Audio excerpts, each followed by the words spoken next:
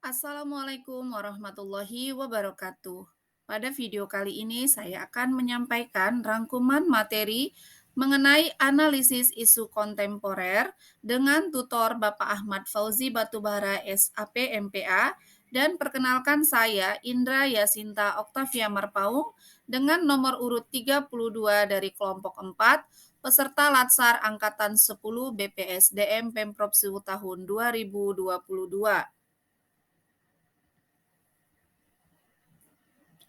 Nah, apa itu perubahan lingkungan strategis? Sebelumnya kita akan melihat apa itu arti perubahan. Perubahan adalah sesuatu yang tidak bisa kita hindari dan tentu saja menjadi bagian dari perjalanan peradaban manusia. Nah, perubahan itu adalah sesuatu yang harus kita hadapi. Ada 4 level lingkungan strategis yaitu individu, keluarga, masyarakat pada level lokal dan regional, kemudian nasional dan dunia. Dan sebagai warga negara yang baik untuk menyikapi perubahan lingkungan strategis harus dibekali dengan wawasan kebangsaan dan nilai bela negara.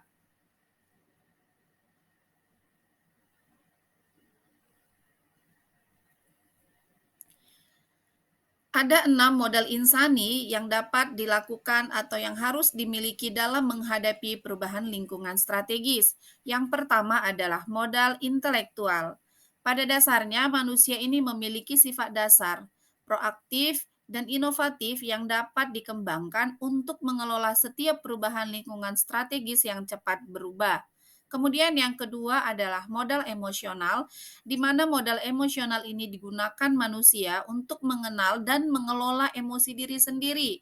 Kemudian bagaimana cara memahami emosi orang lain agar dapat mengambil tindakan yang sesuai dalam berinteraksi dengan orang lain, sehingga apa yang kita lakukan tidak merugikan orang lain. Kemudian yang ketiga adalah modal sosial.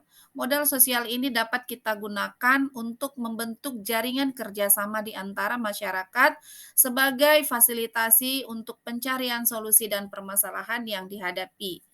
Dan yang keempat adalah modal ketabahan. Modal ketabahan ini modal untuk sukses dalam kehidupan, baik dalam kehidupan pribadi maupun kehidupan berorganisasi birokrasi. Yang kelima adalah modal etika atau modal moral, di mana modal etika dan modal moral ini adalah kemampuan kita untuk membedakan benar atau salah. Dan ada 4 komponen yang terdapat pada modal moral, yaitu integritas, tanggung jawab, penyayang, dan pemaaf. Dan yang terakhir, modal yang harus kita miliki adalah modal kesehatan atau kekuatan fisik dan jasmani, yaitu bebas dari penyakit, memiliki tenaga yang ekstra, dan daya tahan tubuh yang kuat, memiliki kekuatan, ketepatan, kelincahan, koordinasi, dan keseimbangan. Nah, selanjutnya, apa sih yang dimaksud dengan kontemporer? Kontemporer adalah masa kini atau masa sekarang. Nah, sedangkan yang dimaksud dengan isu kontemporer adalah suatu pokok persoalan yang terjadi pada masa sekarang atau menjadi trending topik pada saat ini. Jadi, solusi penyelesaiannya juga harus disesuaikan dengan masa sekarang, yaitu masa modern. Nah, kita biasa menyebutnya dengan sesuatu yang viral. Kapan sih dikatakan sesuatu itu menjadi isu kontemporer? Nah, kita bisa mengatakannya sebagai isu setelah ada data yang valid.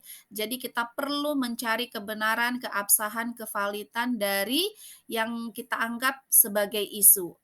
Kemudian ketika dia sudah memasuki 8 lingkungan strategis berbangsa dan bernegara. Ini biasa disebut dengan Astagatra yang berhubungan dengan demografi, geografi, sumber kekayaan alam, dan Ipolexosburham, di mana kepanjangannya adalah ideologi, politik, ekonomi, sosial budaya, pertahanan, dan keamanan.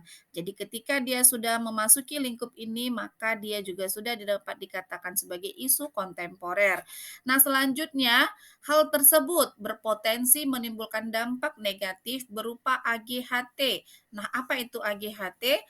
AGHT adalah ancaman, gangguan, hambatan, dan tantangan dalam kehidupan bermasyarakat dan bernegara. Sampai saat ini banyak sekali isu-isu kontemporer yang masih dan terus berkembang di negara kita, yang tentunya isu-isu tersebut harus kita perangi, harus kita berantas dengan melakukan berbagai usaha dan potensi yang dimiliki oleh bangsa dan negara kita. Apa-apa saja isu-isu kontemporer yang terdapat di negara kita? Yang pertama adalah korupsi. Ini yang masih terus merajalela, yang masih terus mengakar sampai ke elemen-elemen tertinggi dan terendah yang ada di negara ini. Kemudian yang kedua adalah narkoba. Narkoba juga masih menjadi tugas kita bersama karena narkoba masih terus merajalela, merusak anak negeri dan merusak pendidikan mereka. Yang ketiga adalah terorisme dan radikalisme.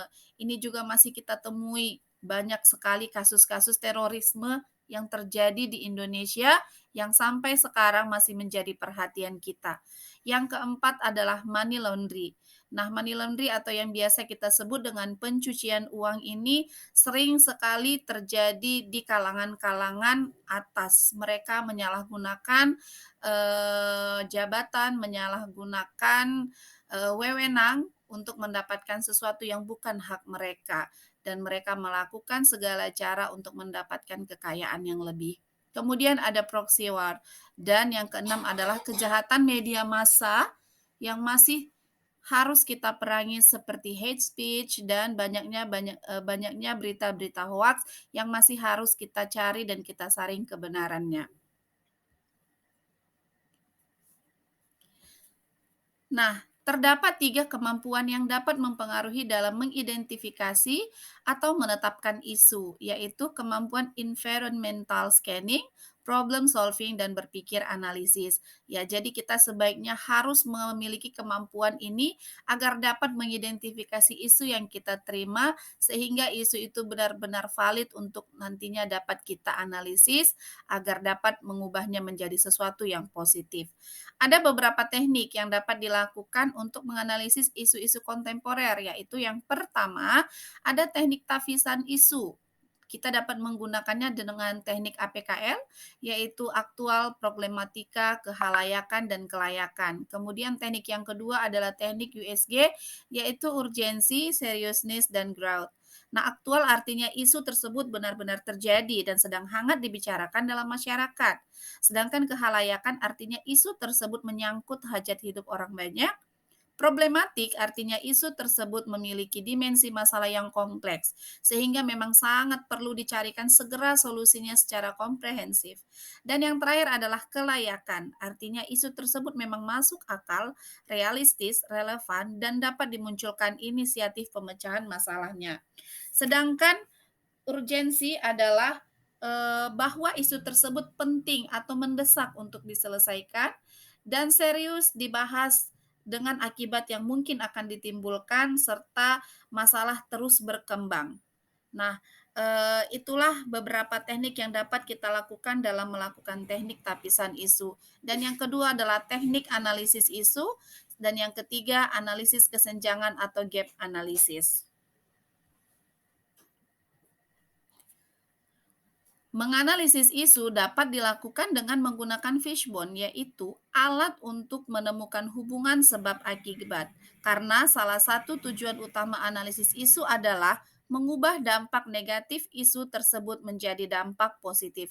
Jadi dengan menggunakan fishbone ini kita akan melihat mengapa isu itu terjadi, apa akibatnya, sehingga kita akan mudah mencari solusi atau mencari jalan keluar bagaimana cara menyelesaikan masalah yang terkait dengan isu kontemporer tersebut. Baik, demikian yang dapat saya sampaikan melalui video ini terkait dengan analisis isu kontemporer. Semoga dapat bermanfaat bagi kita semua. Wassalamualaikum warahmatullahi wabarakatuh.